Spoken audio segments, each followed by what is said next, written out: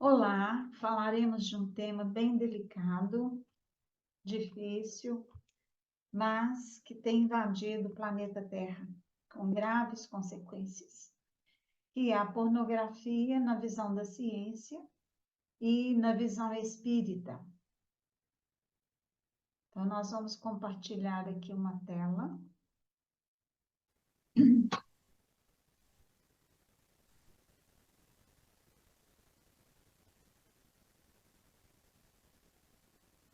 Então, a etimologia da palavra pornografia vem do grego pornógrafos, aquele que escreve sobre prostitutas. Então, forma-se porne, prostituta, originalmente comprada, trocada, de pernanai, vender, mais grafém, escrever. Então, pornografia é a representação de elementos de cariz, que é o aspecto sexual explícito, sobretudo quando considerados obscenos em textos, fotografias, publicações, filmes ou outros suportes. A produção de filmes, revistas ou outros elementos de cariz sexual explícito considerada como uma indústria.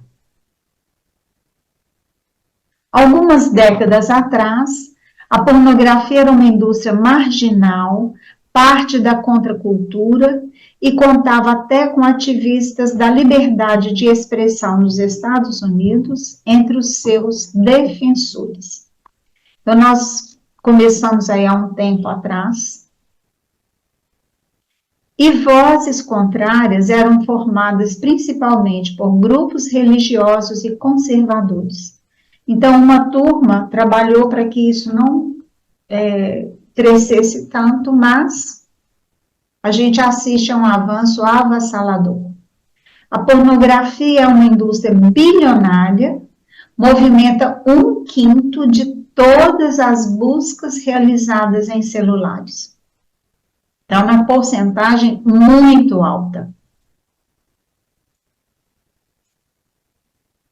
Como pornografia afeta o cérebro e hábitos sexuais de jovens, como a cantora Billie. E isso foi retirado da BBC News Brasil, em São Paulo, 28 de dezembro de 2021.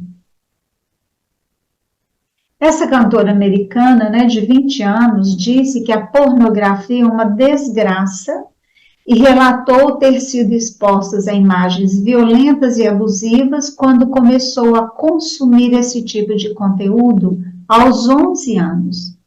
O cérebro, para ficar pronto, alguns pesquisadores falam 25, outros 28 anos. Então, uma menina de 11, o cérebro ainda está muito ainda jovem. Ele não está formado por inteiro. Então, as consequências nesse cérebro serão muito mais graves. Então, o avanço da pornografia está intimamente ligado à evolução tecnológica e das mídias. A era pré-internet, o material sexual aparecia em revistas de nudez, quase sempre feminina, fitas VHS com restrição de comercialização para menores de 18 anos. Então, a amplitude dessa indústria pornográfica, dessa propaganda, ela era bem mais restrita do que nos nossos dias. Com o aumento da velocidade de banda larga no mundo a partir dos anos 2000 e a popularização do smartphone, impulsionar a quantidade e a variedade de pornô consumido, mais fácil acesso ao conteúdo. Se antigamente não existiam esses recursos e era restrito a maiores de 18 anos, hoje, criança, adolescente, já tem acesso a essa informação. Então, pouco controle de verificação da idade para visitar site de conteúdo explícito. No Reino Unido, grupos pela proteção de crianças têm realizado campanhas para que o órgão regulatório britânico estabeleça essa medida. A Austrália e o Canadá debatem o uso de uma identidade biométrica para o acesso, mas há temores sobre a invasão de privacidade de usuários adultos. Então, enquanto existe esse temor em relação aos adultos, as crianças e os adolescentes estão sendo massacrados. No Brasil, tramita na Câmara um projeto do deputado federal Dagoberto Nogueira, PDT, Mato Grosso do Sul, para exigir uma comprovação digital de maioridade. Então, estamos aguardando ainda se esse projeto aí vai passar. Um levantamento feito em 9.250 pré-adolescentes entre 10 e 14 anos, de 5 países, mostrou que já consumiram material explícito nessa faixa etária. Olha, é criança e a turminha aí que está começando na adolescência. 14,5% dos jovens entrevistados no Equador já consumiram esse material, é a menor taxa. E 33% na Bélgica já consumiram esse material e é a maior porcentagem até hoje. Naturalmente que esses números vão crescendo. O estudo foi publicado em 2021 no periódico científico sobre o adolescente e focou em moradores de áreas pobres. Não foi feito com gente de classe média e classe alta. Pode ser que esse consumo seja bem maior, pela facilidade do acesso à tecnologia. Na última década, pornografia e tecnologia entrou em foco, o vício. Então, da mesma forma que nós temos o vício no cigarro, no álcool, outras drogas, né, cocaína, seja lá o que for, a comida, hoje a pornografia entra também como um vício. Então, é um transtorno obsessivo compulsivo. Psicólogos e psiquiatras começaram a tratar casos com aparelhos digitais que envolvem dependência. Então, gente, infelizmente, nós estamos nessa etapa aí bem difícil mesmo. Então, uma dessas profissionais, a doutora Anna Lenk, professora e psiquiatra da Universidade de Stanford, nos Estados Unidos, chefe da clínica médica especializada em dependências, na mesma instituição. Então, numa entrevista à BBC News Brasil, ela diz que as propriedades viciantes de qualquer droga são potencializadas por mais quantidade, mais acessibilidade, mais potência e mais novidade. É claro, quanto maior a divulgação, quanto maior a facilidade ao acesso a essas informações, mais aumenta o vício e amplia o número de viciados. Internet e aparelhos digitais portáteis promovem aumento de todos esses domínios, fazendo com que a pornografia de hoje se torne mais abundante, mais acessível, mais potente e com mais novidades do que a pornografia do passado, portanto, mais viciante. Quanto mais facilidade ao acesso, mais viciante ela se torna. Para ela, o vício em sexo é um enorme problema que cresce de forma oculta na sociedade e já levou alguns de seus pacientes a contemplar a ideia do suicídio. Ora, imaginemos crianças, adolescentes, adultos, idosos, viciados em sexo, viciados em pornografia. O grau de angústia, o grau de ansiedade, a necessidade de estar com a dopamina sempre em alta, é um grave problema nos nossos dias. Não diz respeito a estilos de vida ou normas sociais.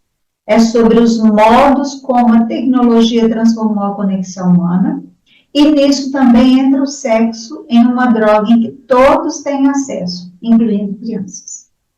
Isso aí é muito grave, porque o cérebro da criança está pouco desenvolvido. Então, as consequências sobre ele serão muito mais drásticas. Esse livro todo mundo deveria ler, principalmente os pais, né? Chama Nação Dopamina. Eles querem estar com a dopamina sempre em alta, então há um excesso de prazer. Mas a vida não é assim, né?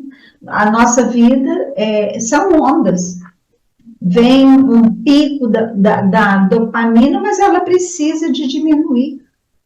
Então, ela examina o papel desse neurotransmissor central em atividades do cérebro ligadas à recompensa e o prazer, no contexto do consumo compulsivo de comida, celular, redes sociais, entre outros campos, na vida moderna. O vício vai levar a um aumento da dopamina. Então, a pornografia também é um atrativo nessa dinâmica determinada por descargas de dopamina. Ela explica em seu livro que em nosso organismo está sempre tentando manter a homeostase, uma condição relativa do equilíbrio corporal. Um dos pontos desse estado é o meio termo entre prazer e dor. Então, o prazer, a gente vai liberar a dopamina, mas teremos também aquele momento de a dopamina precisa de baixar, de diminuir, senão a gente não aguenta. Por isso que essa geração de hoje está nesse grau de ansiedade altíssimo e num grau de depressão sério. Após obter uma sensação prazerosa, seja ao comer um chocolate ou pela masturbação, o cérebro desencadeia um processo para compensar o outro lado da balança, com o intuito de voltar à homeostase. Ele precisa de voltar ao ponto de equilíbrio outra vez. O lado da dor pode se manifestar como desconforto, irritação, uma leve depressão. E há, então, o impulso de recriar a sensação anterior de prazer. Então, o não estar vivendo permanentemente no prazer vai provocar um sofrimento, vai provocar uma dor que é natural. Então, essa geração não quer isso, ela quer ficar só numa alta produção de dopamina. Então, essa dinâmica neural ocorre em todos, mas tem uma influência diferente nos mais jovens. O cérebro humano está em formação até os 25 anos. Alguns outros autores dizem até 28 anos. Então, o que ela fala que vai ser grave? Os neurônios que disparam juntos criam conexão entre si, afirma a doutora Lemke. Isso significa que, se passarmos a adolescência consumindo pornografia em excesso, como mecanismo primário para obter um efeito de relaxamento, e é sobre isso o vício em pornografia, então criaremos circuitos neurais robustos que se enraizam e se consolidam para a vida adulta. Vou até voltar aqui no slide anterior. É sério isso daqui. Então, se os neurônios disparam juntos, eles vão criar uma conexão entre eles. E se o adolescente passa aí vendo pornografia, cria, então, circuitos neurais robustos que se enraizam e se consolidam para a vida adulta. É como se o cérebro criasse um caminhozinho, uma estradinha, pronto, ele já sabe que é por ali que ele tem que passar. Tentar recriar repetidamente uma sensação de prazer pode diminuir a sua intensidade com o tempo. Então, hoje, o X provoca um prazer, daqui a pouco esse X já não satisfaz mais. Então, tem que ser x mais 10. Acostumou com isso, já perdeu a graça. X mais 15, vai por aí afora, não crescendo. É aí que funciona a analogia com o vício em drogas. Surge a busca por doses mais fortes. A pessoa começa o alcoolismo com um copo de alguma bebida alcoólica, às vezes meio copo, fica pouco, passa para 2, passa para 3, era sexta-feira só, passa sexta, sábado, domingo, daqui a pouco a semana inteira. Da mesma forma vai funcionar com a pornografia. Pessoas viciadas em chocolate, por exemplo, vou comer só um pedacinho, começa com um, aí já não satisfaz mais. E vai, então, crescendo o consumo. Na pornografia online, isso muitas vezes se traduz em clicar em vídeos sexuais extremos com violência ou algum tipo de tabu.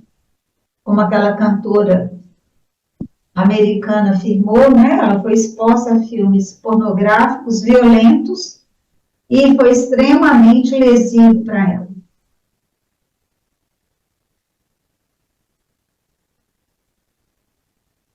A dopamina responde à novidade em um ambiente, seja boa ou seja ruim. Ela vai responder. Né? Ela vai responder. Porque leva alguém a adotar ou a evitar um comportamento é algo fundamental para a sobrevivência, afirma a doutora Ana. Então, é uma questão muito grave nos nossos dias atuais. A doutora Ana Lúcia, professora da pós-graduação do Instituto de Psiquiatria da Universidade Federal do Rio de Janeiro, coordenadora e fundadora do laboratório Delete Detox Digital na mesma instituição, aborda dependências tecnológicas à ponta do iceberg para investigar o que está por trás desse comportamento. Mas qual que é o pano de fundo dessa dependência em relação à pornografia? Em sua visão, dependências de um modo geral são fruto de uma vulnerabilidade da pessoa, junto com questões familiares e fragilidades emocionais. Isto é direcionado para um caminho que aparece disponível na vida delas, diz. Então, as criaturas estão vulneráveis, podem estar com problemas, ansiosas, deprimidas, mas o consumo da pornografia vai piorar tudo isso. Essa necessidade de preenchimento emocional é direcionada para a compulsão, por exemplo, pela pornografia online. É um estímulo à violência? Décadas de pesquisa sobre a influência da pornografia sobre casos de violência sexual mostram resultados complexos que não permitem uma relação direta e ampla na população entre esses dois fatores. Mas nós vamos ver uma opinião diferente dessa aqui. A pesquisa mostra que, para 30% dos adolescentes britânicos com mais de 16 anos, o sexo não correspondeu às expectativas criadas pela pornografia. Esse grupo de jovens assistiu pornografia antes, para depois começar a iniciação sexual.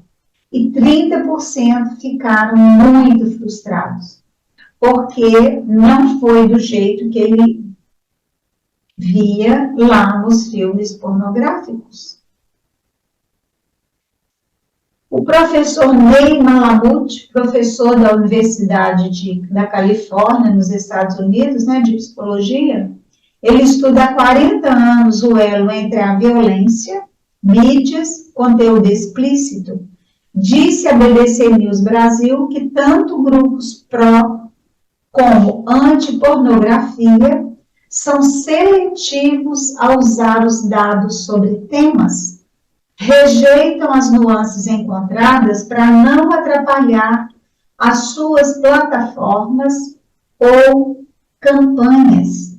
Então, os dados que nós temos ainda são aquém da realidade, por causa desse tipo de comportamento. Ele observa que apenas um número relativamente pequeno, dentro da população, demonstra os efeitos de influência midiática em episódios de agressão sexual, mas as implicações e ramificações desses casos podem se estender a um número muito maior de pessoas. E, naturalmente, é uma pesquisa muito delicada. E muitos podem não responder à verdade. Fica difícil precisar essas porcentagens, essa quantidade de pessoas que vão sofrer aí essa agressão sexual.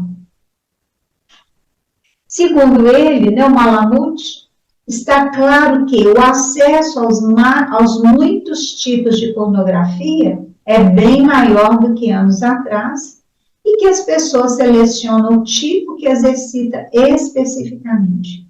Quanto maior a divulgação, quanto mais facilidade ao acesso a esse tipo de informação, maior é a dependência e aumenta o número de viciados. Mas ele declara estar mais preocupado com todos os jovens que não têm muito conhecimento sobre educação, sobre positividade sexual e como certos tipos de pornografia podem afetá-los. O mais grave aí da pornografia é a infância e a adolescência. E ele, como pesquisador de mais de 40 anos, essa é uma das grandes preocupações que ele tem.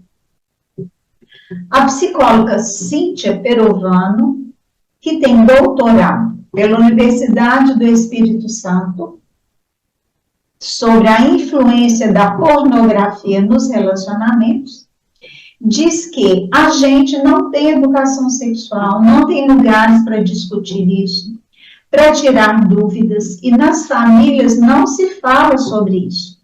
O parâmetro sobre estar com alguém para os jovens, então, é a pornografia. Eles não têm um lugar para conversar, um lugar para discutir, um lugar para obter informações sérias, né? Para a doutora Ana, que ela é psiquiatra, há um nível em que toda pornografia é ruim, independente se estamos ou não viciados, porque objetifica e comodifica a interação humana em seu nível mais básico.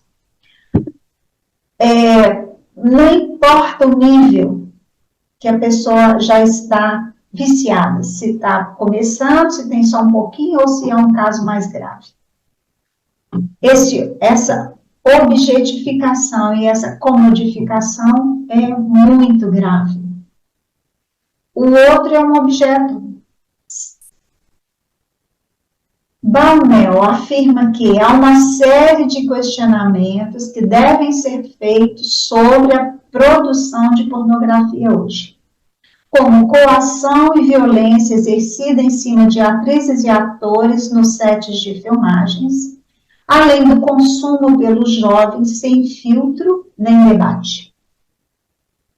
A doutora Ana Guimarães, Anete Guimarães, Ana Guimarães é a mãe dela.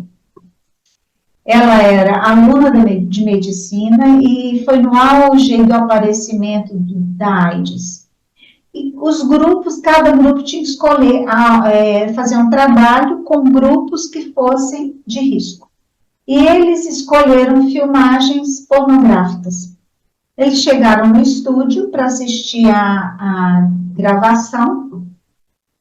E quando ela olha para a menina, ela pensa, essa menina é menor. A menina diz que tinha 18 anos.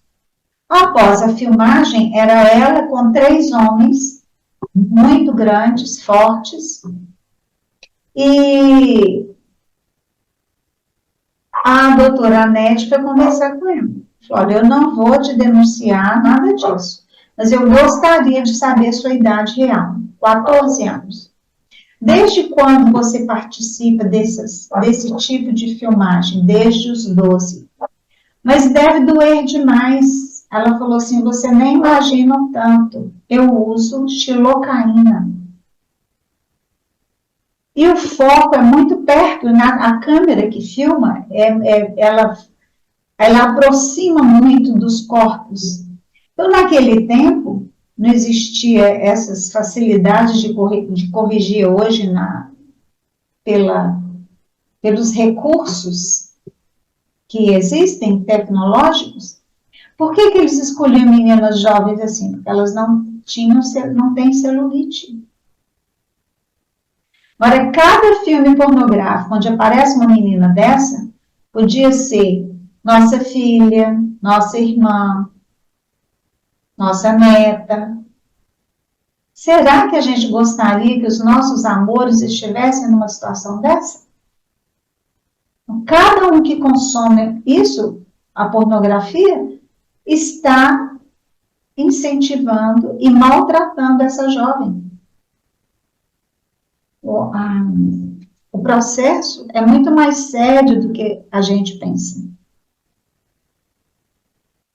Kevin Mageres, ele é psiquiatra especializado em terapia cognitiva comportamental, pesquisador de Harvard, escreveu sobre o assunto e nos explicou como que o nosso cérebro começa a agir quando assistimos a pornografia frequentemente. Então, o que acontece no nosso cérebro?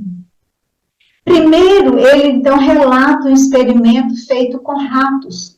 Quando um camundongo é colocado em uma jaula com uma ratinha receptiva, o acasalamento acontece e em seguida ele perde o interesse pela rata. Quando outra ratinha é colocada na jaula, o processo se repete. Após o acasalamento, ele não liga mais para a ratinha. E foram só trocando de ratinhas. Chegou a um ponto que o ratinho estava perto de morrer. Então, ele disse que esse efeito é observado em vários animais. A pornografia funciona de um modo parecido no cérebro dos homens, afetando a região que os faz diferenciar a realidade do que não é. Então, o cérebro já fica sem saber o que é o real e o que é o imaginário. Para os rapazes, é como se cada vídeo oferecesse uma opção diferente de parceira. Então, eles se acostumam com esse padrão de rodízio. Então, assiste aquele ali já perdeu a graça. Eu quero algo mais e ver outra mulher. Ou ver um outro homem. É por isso que quando as pessoas começam a ver um filme novo de pornografia, os seus cérebros acabam não entendendo que aquilo não é a realidade. E a dopamina é liberada em grandes quantidades. O cérebro já não sabe o que é a realidade e o que não é a realidade. Ele passa a tomar tudo como se fosse a realidade. Então, da mesma forma, vai funcionar assim no cérebro dos homens. Para o pesquisador, é por isso que a pornografia pode se tornar uma atividade viciante. O excesso desse tipo de conteúdo hiperestimula as pessoas e os receptores de dopamina acabam sendo destruídos. Por isso, a pessoa sente que só viverá aquela experiência intensa de prazer e bem-estar se consumir mais e mais pornografia. Da mesma forma é com o álcool, com o cigarro, com a cocaína, com a heroína, e vai por aí afora. Olha que coisa grave.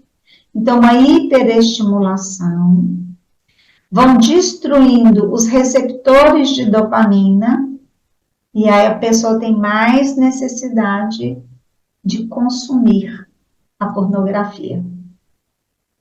Ele não sabe que o jogo agora mudou completamente.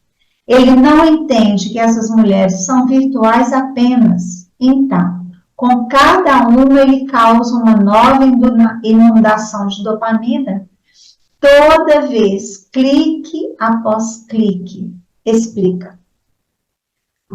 O cérebro não sabe que aquela mulher que o sujeito está vendo é virtual.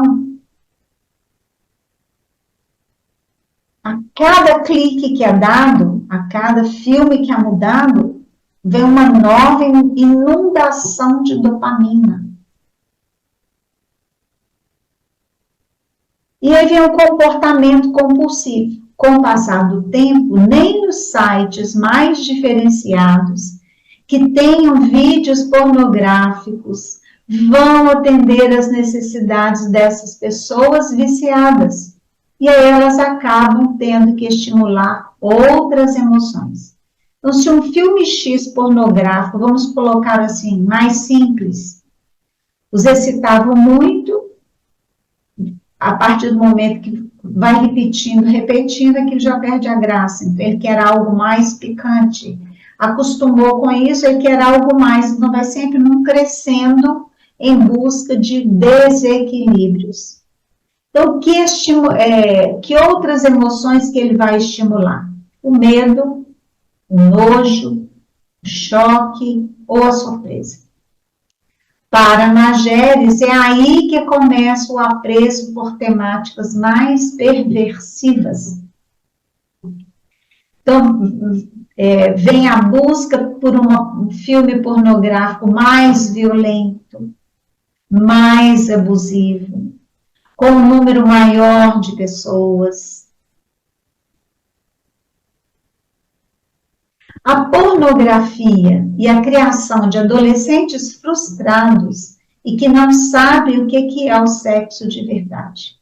São jovens que se baseiam nas cenas de pornografia na hora de iniciar as suas próprias vidas sexuais e que, por isso, não têm prazer e se colocam em situações de risco e se sentem vazios. Nessa situação aqui, há um grande perigo do suicídio. É algo, assim, sério para a gente pensar. Porque todo vício leva à morte precoce. Então, todo viciado é um suicida à prestação. Ele vai se matando aos poucos. Mas quando vem esse vazio grande, aí a gente fala que é o suicídio à vista, né? O sujeito se mata, seja lá de que forma for. Então, a situação é muito mais grave do que a gente pensa. O que é o real e o virtual? Em primeira instância, devemos saber que o nosso cérebro, muitas vezes, ele é incapaz de distinguir o que é real do que é virtual ou imaginário. Ele não vai fazer mais essa diferença. Ele consegue distinguir, mas responde da mesma forma. Então, para o cérebro, se é real, se é virtual ou se está no imaginário, a resposta vai ser a mesma. No caso da pornografia, ele vai liberar altas doses de dopamina. Essas conclusões foram explicadas à agência de notícias espanholas, EFE, por Luiz Martínez, neurobiologista do Centro Superior de Investigações Científicas, na Espanha. Após finalizar a análise de uma experiência com ratos, que mudou as conclusões sobre os efeitos da realidade virtual na percepção biológica. Então, depois daquela experiência com ratos, as conclusões mudaram bastante. A violência de cunho sexual e a pornografia estão invadindo nossos lares. No Brasil, o Ministério da Saúde inclui como violência sexual os casos de estupro, assédio, abuso sexual e conteúdo pornográfico entre crianças e adultos, ou crianças, adolescentes aí também, né, e adultos. Isso é uma violência. Dependendo da violência que a criança, o adolescente, até o mesmo adulto sofre, da forma, né, haja reencarnação para esse espírito limpar essas memórias, desfazer-se desse trauma tão cruel. Em 2016, um relatório divulgado pela Kaspersky, estou aportuguesando o nome, uma empresa especializada em segurança digital, revelou que ostentamos a 8ª posição entre 10 no quesito de exibição de conteúdo impróprio para crianças e jovens pela internet. Infelizmente. Uma pesquisa recente realizada pelo Hospital Children's Mercy, nos Estados Unidos da América, revela que inúmeras crianças assistem a todo tipo de pornografia e reproduzem esse seu comportamento em seu dia a dia. Eu sou voluntária numa creche e a gente atendeu uma criança de 4 anos, ele era o maior da turma, então ele estava jogando as meninas no chão e subia em cima e fazia um movimento como se estivesse tendo relação sexual. Eu chamei a mãe para conversar, ela não foi, o pai apareceu, e eu perguntei para o pai, aconteceu alguma coisa, porque ele nunca fez isso até hoje, e agora, a partir desse tempo, ele está fazendo todo dia. Há alguma chance dele ter visto alguma coisa? Ele viu, por um acaso, né, você e a sua mulher tendo relação? Não. A gente tranca a porta, ele tem o quarto dele, são quartos separados. Alguma chance dele ter visto algum material pornográfico, ele parou, pensou, falou, já sei. Eu emprestei meu celular para ele. E a senhora sabe, né? Eu tenho um grupo só de homens, só de amigos, e a pornografia rola solta. Eu falei, não sei não. Primeiro que eu não sou homem, segundo que eu não tenho um grupo de mulheres para isso. E então eu falei, então ele assistiu. Por isso é que ele está dessa forma. Então nós usamos com ele uma técnica que chama MDR, né, um reprocessamento e dessensibilização através de movimento de olhos. A gente faz uma estimulação cerebral bilateral. Então, o lado esquerdo e direito do cérebro vão trabalhando e ele a criança, né, a gente trabalha com desenho, se for com adulto, a própria fala. Então, a gente parte uma folha A4, risca, né, em 4 partes e a criança vai desenhando enquanto a gente faz essa estimulação. E foram aparecendo várias coisas, até que limpou, né? Pelo desenho a gente sabe. E usei também técnicas da hipnose ericksoniana, contando histórias. Enfim, essa criança melhorou, mas ela também foi encaminhada. Falei, olha, leva no médico, porque ela vai precisar de tomar um calmantezinho. Altera. Altera cruelmente o cérebro.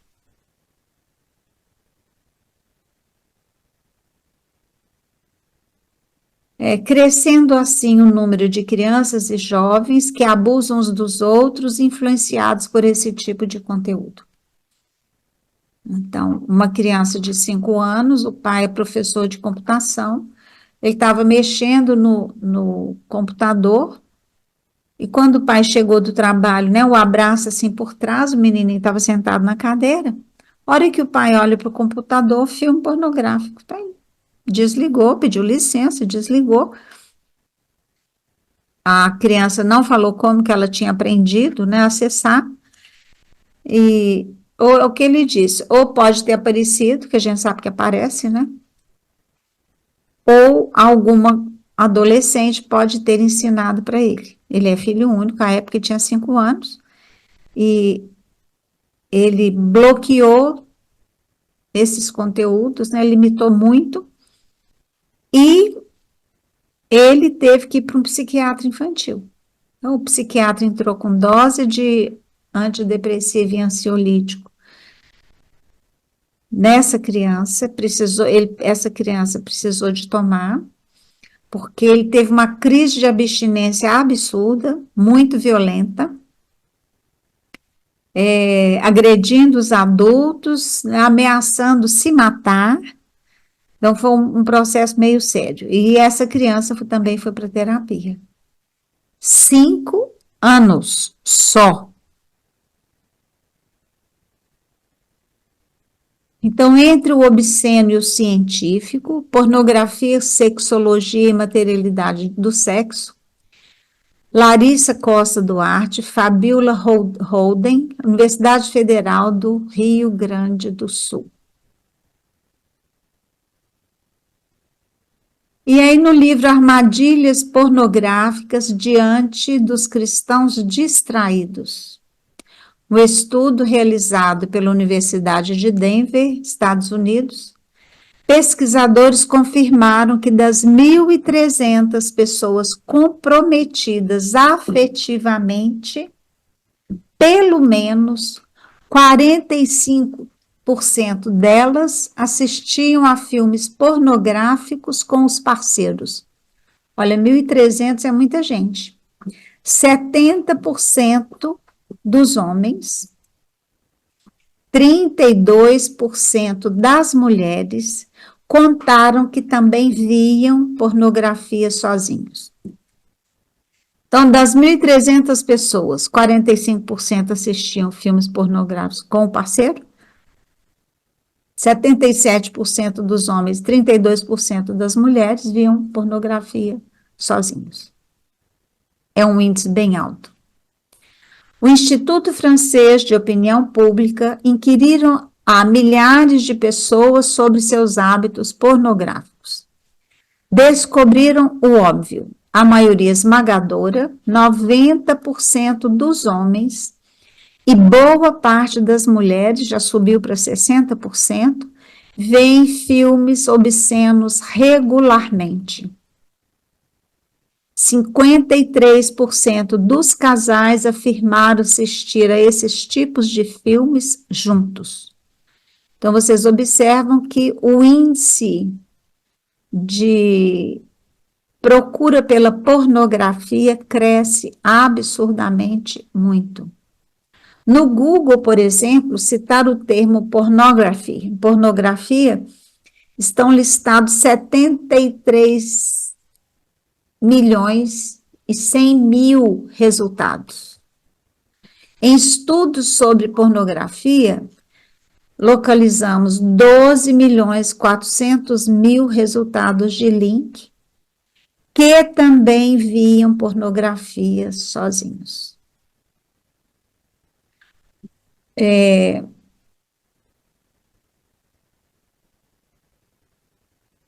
Nesse estudo realizado em Denver, né, das 1.300 pessoas, esse slide que nós já vimos, eu repeti. Diante das proposições a respeito do sexo, é justo sintetizar-se todas as digressões possíveis nas seguintes normas: não proibição, mas educação. Não abstinência imposta, mas emprego digno com devido respeito aos outros e a si mesmo. Nos ensina Emmanuel. Então, agora eu faço a seguinte pergunta: com esse alto índice de pais assistindo pornografia, como que eles vão orientar seus filhos?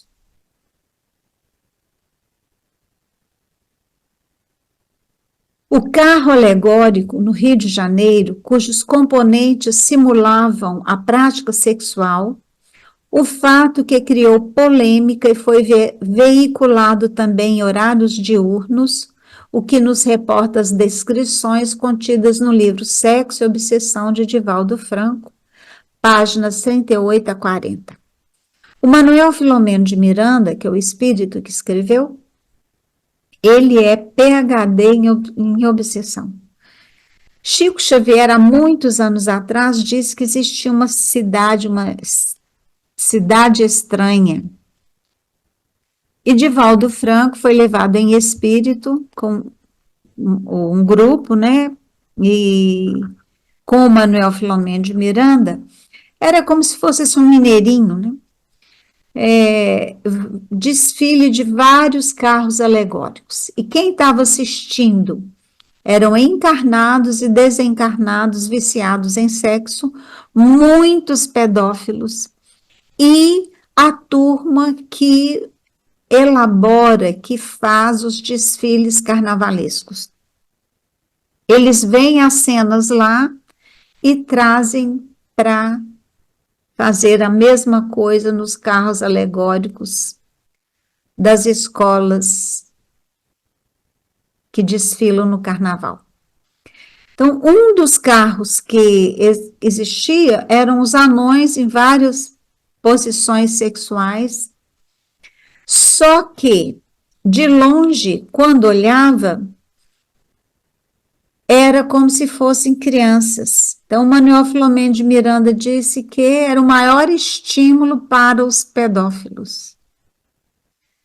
Leiam esse livro, Sexo e Obsessão, de Manuel Filomeno de Miranda, psicografia de Divaldo Franco.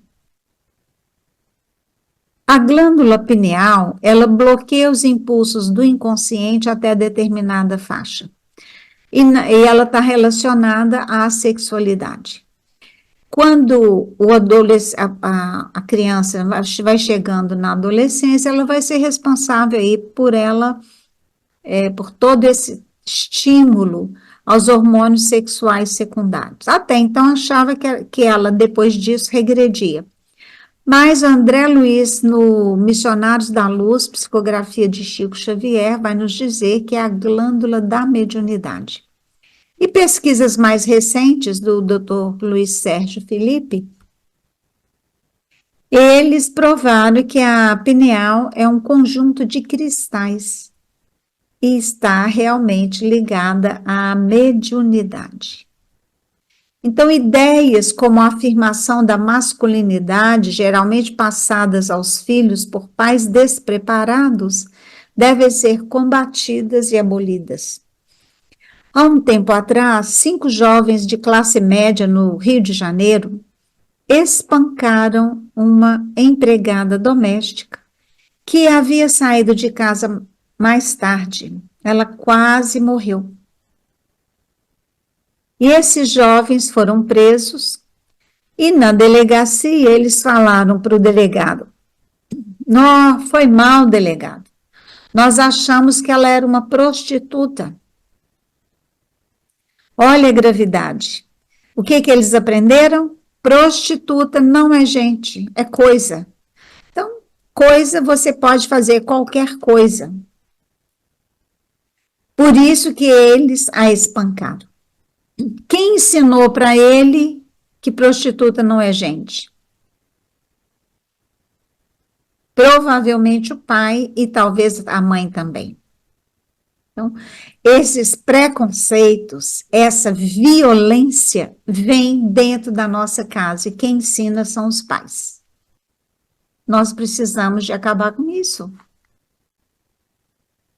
O espírito Manuel Filomeno de Miranda, através da psicografia de Divaldo, no livro Sexo e Obsessão, vai relatar as condições do espírito que foi conhecido como Marquês de Sade, um dos precursores das práticas pornográficas.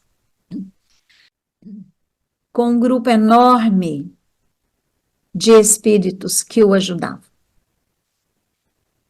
O Marquês de Sade, ele desencarnou no hospício, escrevendo na parede do seu quarto com as suas próprias fezes, para vocês terem uma ideia de como ele desencarnou. A história realmente é trágica, é dolorosa.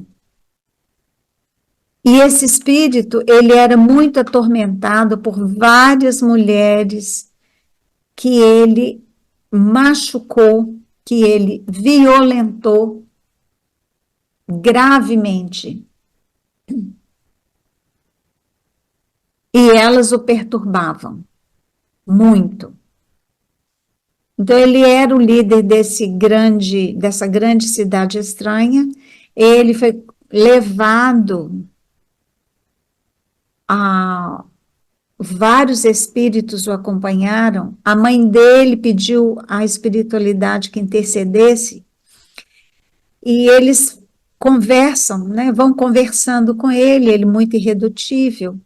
Aí a mãe dele aparece, ele fica bem tocado, mas quem faz assim quem provoca a grande mudança nele foi Francisco de Assis, em espírito.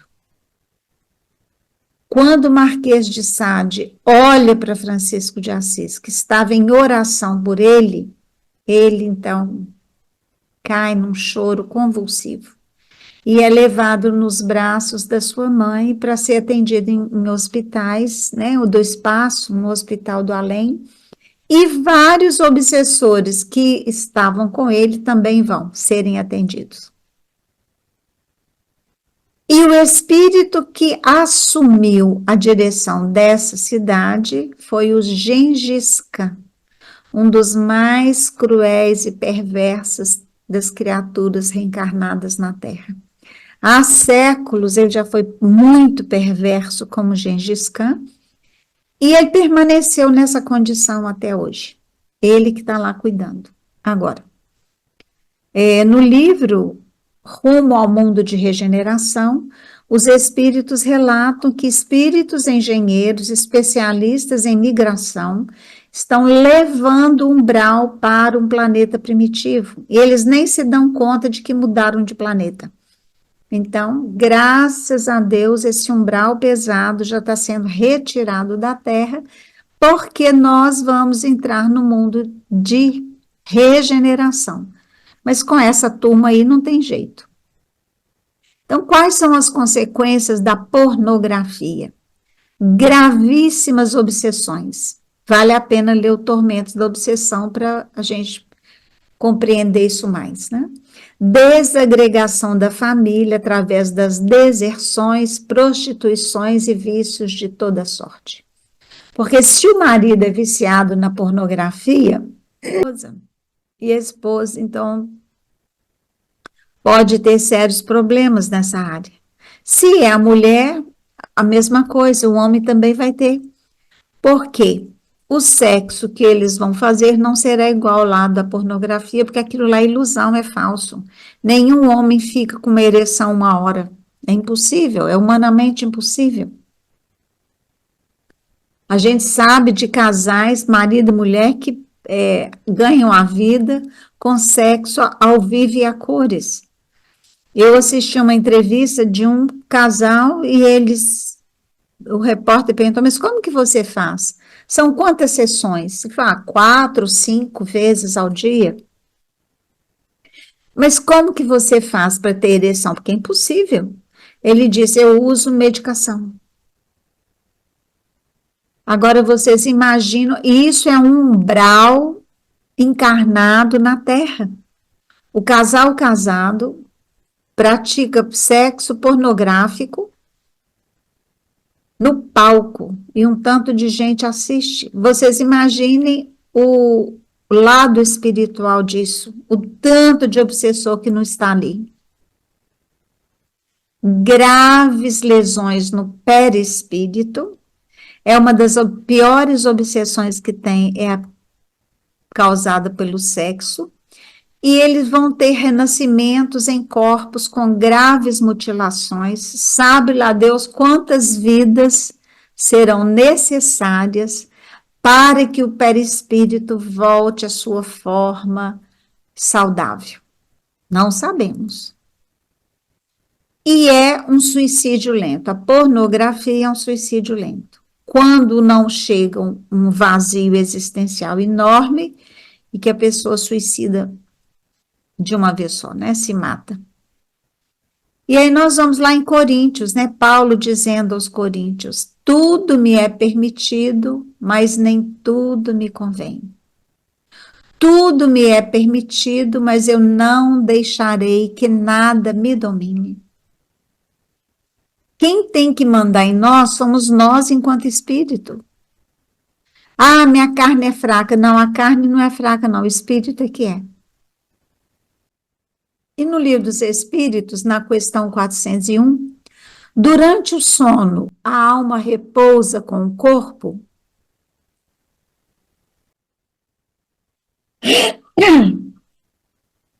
Não. O espírito jamais está inativo. Durante o sono, afrouxam-se os laços que o prendem ao corpo. Ele se lança pelo espaço e entra em relação mais direta com outros espíritos. Todos nós fazemos isso, né?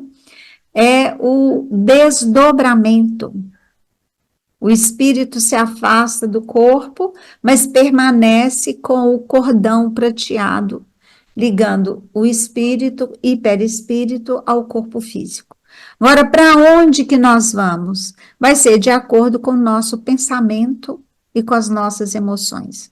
Os viciados em pornografia vão para os antros de pornografia.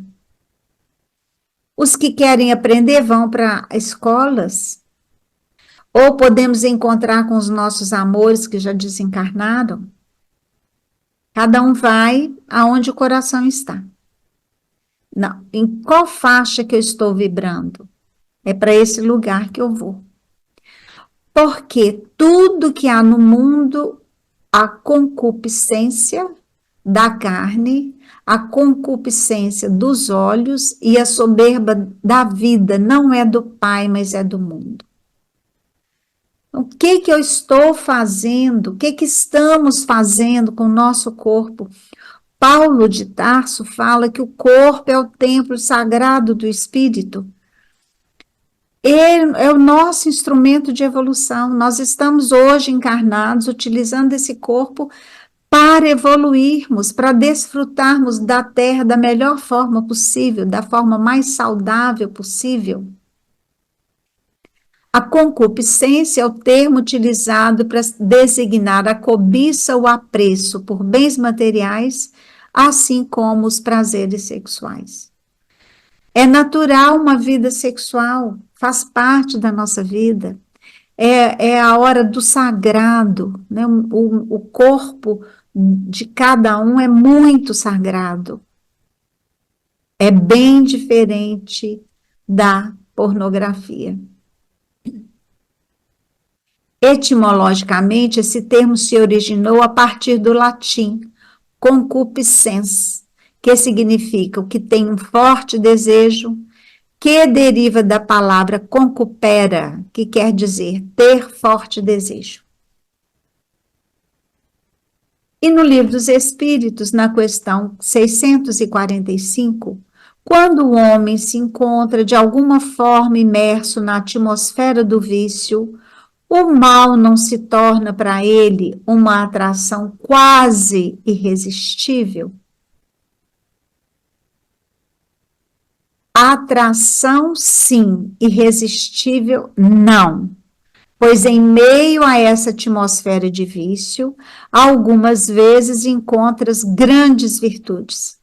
São espíritos que tiveram a força de resistir e que, ao mesmo tempo, tiveram por missão exercer uma boa influência sobre os seus semelhantes. A atração, sim, irresistível não. Nada é irresistível na Terra. Nada. Ah, minha carne é fraca. Não. Nós somos um espírito utilizando um corpo temporariamente. Então, não é o meu corpo que é fraco. Eu é que não quero sair disso. Joana de Ângeles afirma que não existe não dou conta, existe não quero.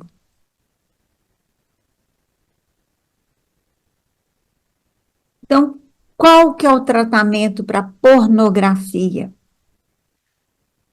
Vai precisar de um tratamento psiquiátrico. Provavelmente o psiquiatra vai dar ansiolítico, antidepressivo, dependendo da gravidade do problema, o antipsicotizante. O tratamento psicoterápico, ele vai precisar de fechar as feridas de alma, entrar em contato com o trauma que ele carrega. O trauma deixa marcas no corpo. Não é brincadeira.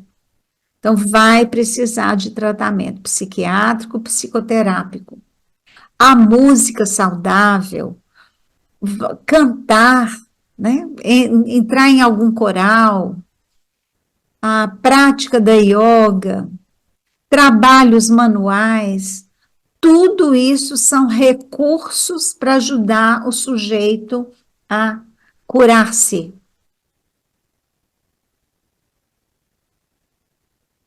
E o tratamento espírita, qual seria? Oração. Aqui nós temos uma foto de um cristal de água. Os cristais ficam nessa forma. Era assim antes da oração e assim depois. Oração é remédio.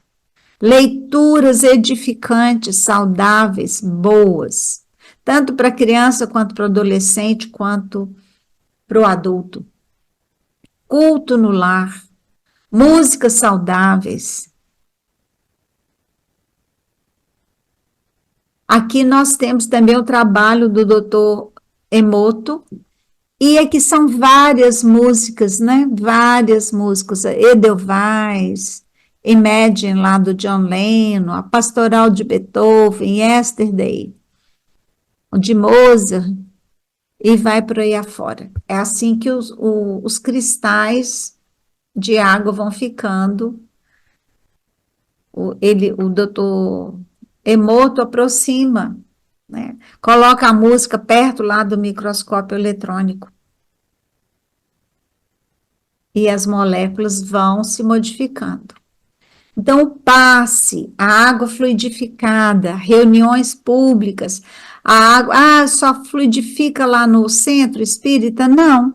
Você pode colocar uma jarra de água e fazer uma oração, ela vai ser fluidificada. Ou, você viu a beleza das músicas? Coloca uma Ave Maria, a água vai virar remédio. As reuniões públicas para a gente estudar, para a gente aprender, ter recursos. A evangelização infanto-juvenil.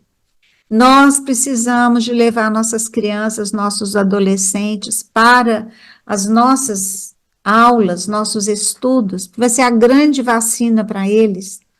O trabalho voluntário é bênção. Leve as suas crianças, né? Olha, tem trabalhos feitos em asilos, trabalhos feitos em hospitais, aqui o grupo da alegria, né?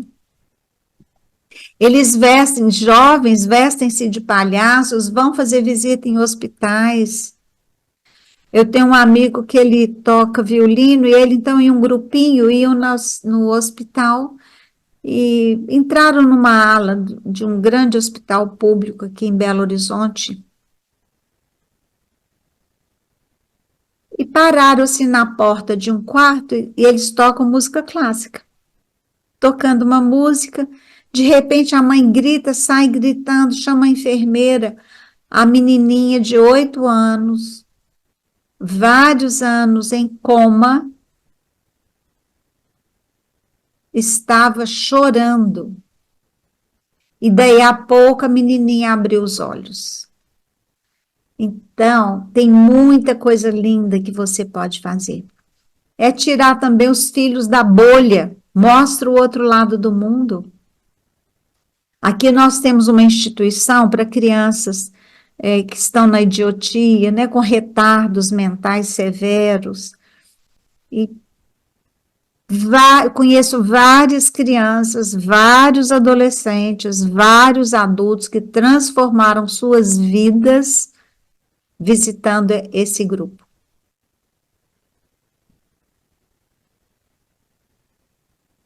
E nós vamos ver, esse aqui é o doutor Emoto, incrível na experiência da mensagem da água.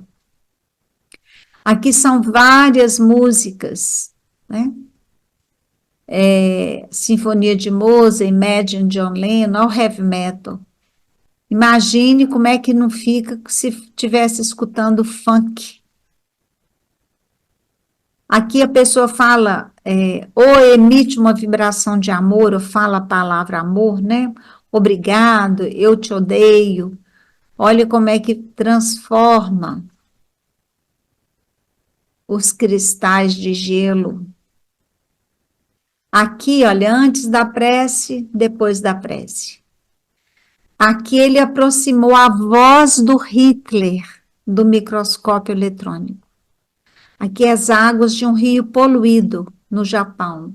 Aqui as águas de um rio cristalino no Japão. Aqui palavras de amor. Aqui obrigado. Então, para a gente ver a importância da água em nossas vidas. Só que nós somos 70% água. O funk é uma pornografia através da música. Então, a gente vê crianças de 2 anos dançando funk. Quando o pedófilo, o psicopata olha, ele está enxergando uma adulta. E rebola como adulta mesmo. As mães ainda passam batom vermelho nas crianças. As crianças não vestem mais como crianças. São adultos miniaturizados, erotizados. Ah, minha filha já está namorando. Mas quantos anos? 2? Não, menino, criança não namora, não. Criança não anda com roupa sexy, não tem que usar batom. Criança, adolescente não tem que dormir com o celular na mão. Não tem. Os pais dormem, eles vão ver pornografia. Quanto menos celular, quanto menos computador, quanto menos televisão para criança, adolescente, melhor. E mesmo para o adulto. Então, nós estamos aí nessa etapa difícil da Terra, mas nós temos recursos inimagináveis. Inimagináveis. Então, para todo vício tem cura. Mas, como diz Emmanuel, tem que ter vontade, que é o grande diretor da nossa empresa, que sou eu mesmo, né? Que é você, e um departamento que chama disciplina. Então, a juntar vontade com disciplina, vai dar conta de agir para sair do vício. Não espere nem mais um dia. Muda os hábitos. Precisamos de mudar os hábitos. Faça sua terapia. Tenha coragem de encarar seus fantasmas, suas dores. Com certeza você vai chegar lá no seu trauma, que abriu feridas na alma. Ao invés de curar traumas e feridas, o sujeito vai buscar o vício, mas não é a solução, vai agravar. Então, você é o melhor você. Você é filho de Deus, herdeiro do universo. Você nasceu para brilhar, você nasceu para vencer. Ninguém reencarna para falir na sua missão, na sua tarefa. E não existe a missão de fazer o mal na Terra. Missão é só para fazer o bem. Então, quem vai se desviando é problema de cada um. Nós temos que lembrar que há muitos espíritos das trevas reencarnados, porque Deus está lhes dando a última chance.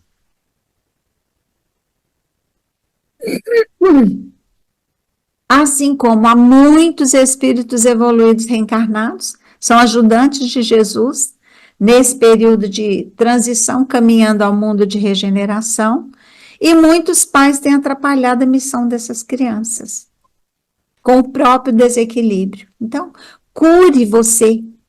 Você pode curar sua vida. Você tem todas as condições para fazer isso.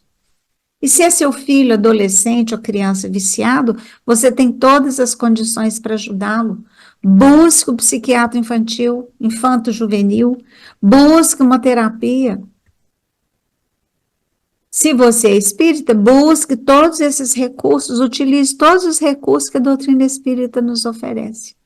E daremos conta. Muita paz e muita luz.